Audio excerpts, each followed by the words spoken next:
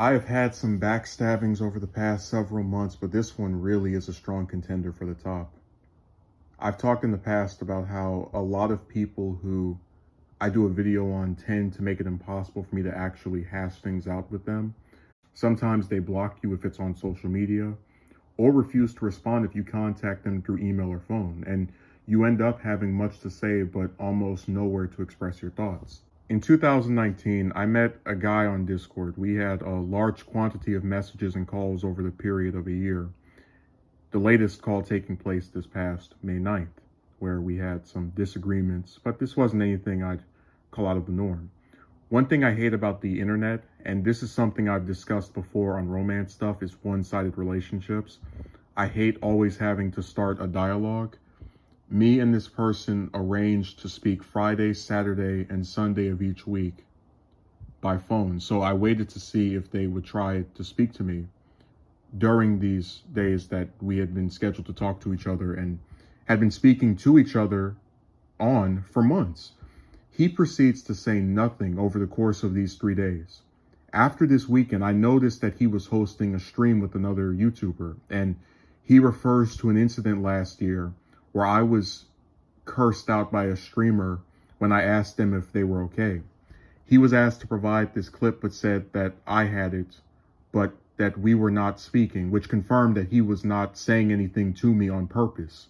The following Friday, when he ignored me on a day in which we were scheduled to speak for the 4th time, I unfriended him on Discord. It was always my intent to send him a friend request at a certain point because I didn't think May 9th would be the last time we ever spoke. When this request was not accepted, I just assumed he was offline because sometimes he would disappear from the internet for a couple of days. Recently, I was sent screenshots of him speaking of me in a disparaging manner that really served to shatter a lot of the goodwill that I still had toward him.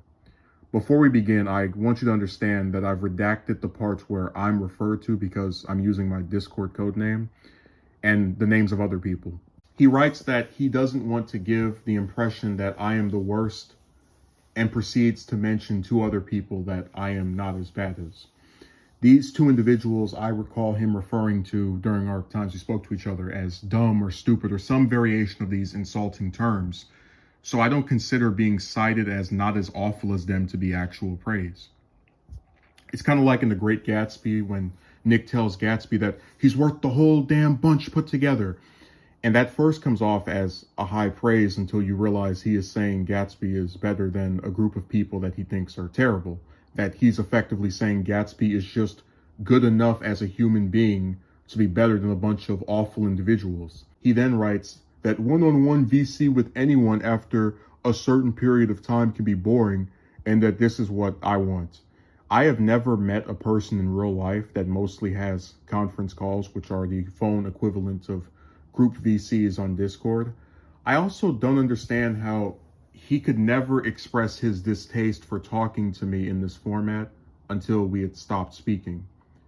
He was always free to not speak to me by voice if he didn't want to, but this is part of a pattern where he talks about something that I did that he didn't like that only now he can discuss, as though he signed some contract before we spoke that he couldn't air out his grievances with me, when that was anything but the case. He proceeds to allege that I get upset over stupid expletive and unfriends you for no reason. If I truly get upset over stupid things, why did he never articulate what these were with the person he spoke to that did this? If someone keeps doing something that you dislike, wouldn't you be able to give examples of when they did this? My favorite part of this comment is where he allegates that I unfriended him for no reason. I explained my reason at the start of this video and would have explained it to him personally if he wasn't running away from me and would actually talk to me instead of talking about me. What I believe he's really upset about is that I was not willing to have him sit on my friends list on Discord, knowing that he was purposely trying not to speak to me. Ask yourself, would you like having someone be able to call or write to you whenever they want while you know that this person is going out of their way to say nothing to you? He's allowed to ignore me for days, blow me off on multiple days in which we were supposed to interact, and talk about me to other people behind my back, but I didn't have the right to unfriend him. He next writes, You and me doing a stream alone isn't a good comparison because you and me have a topic to discuss in the stream that we can discuss about for a couple of hours. And it's not like we do it every day. You get as much turn to speak as I do. Many times when he and I would speak to each other, we would have a topic to discuss, whether that was about some show, comic, ridiculous things that women do, etc. We also did not speak every day, as I mentioned earlier. It was Friday, Saturday, and Sunday. So the comparison this person made was actually really solid because both my calls with him and those streams have a topic and are not daily. Those are their commonalities. He next alleges that with me, it's the same routine at one point every day and later on for 3 days straight, with him talking about his stuff and expecting me to listen.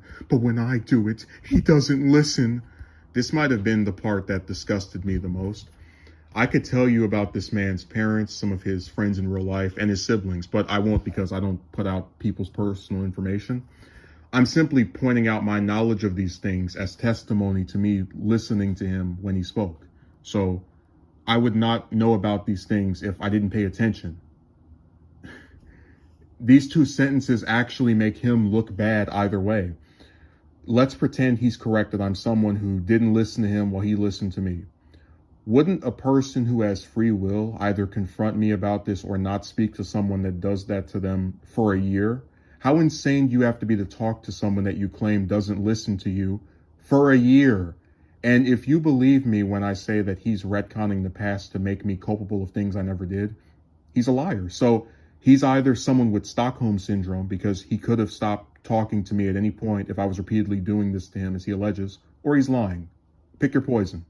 I also want to point out that this is another part where reality doesn't match what he's saying. So when he says, you get as much turn to speak as I do, he actually apologized to me several times when we would talk by VC for going on a tangent, for like talking straight for 5, 10, however many minutes it would take for him to state his point. And again, I didn't mind because I understood sometimes when a person is upset over something, they might not be able to stick to a script of, oh, I'll only talk for a few minutes, then you go, or I'll talk for a couple of seconds and then you go. But it's nice that I gave him that courtesy, and this is my reward. I guess the saying is true, no good deed goes unpunished. In the last message, he tells this person that they can have me in whatever position they want, whether that's a stream or their server, but that acting like we are crazy people for avoiding me is insane. Well, he's not crazy for avoiding me, as he's not the first person to have done that. He is crazy, however, for talking to someone that he says wouldn't listen to him, and for participating in hours of calls that he supposedly found boring with that person for a year.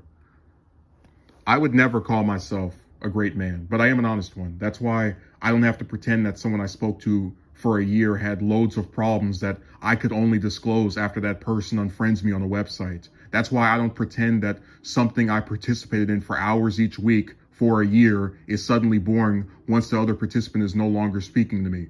Everything I said in this video, I would have no problem saying to him if he would stop hiding and running. If you noticed, for all the nasty things that he wrote about me, I didn't make one retcon. I didn't allege that he mistreated me when we spoke or had some other flaws that I've only now discovered, because any problem I had with him, I addressed it with him. It was only when he made addressing things impossible by courtesy of ignoring me that I unfriended him. So when he was on my friends list after that last call we had, he ignored me. When he gets removed from my friends list for doing that, he also ignores me. So either way, I just can't win.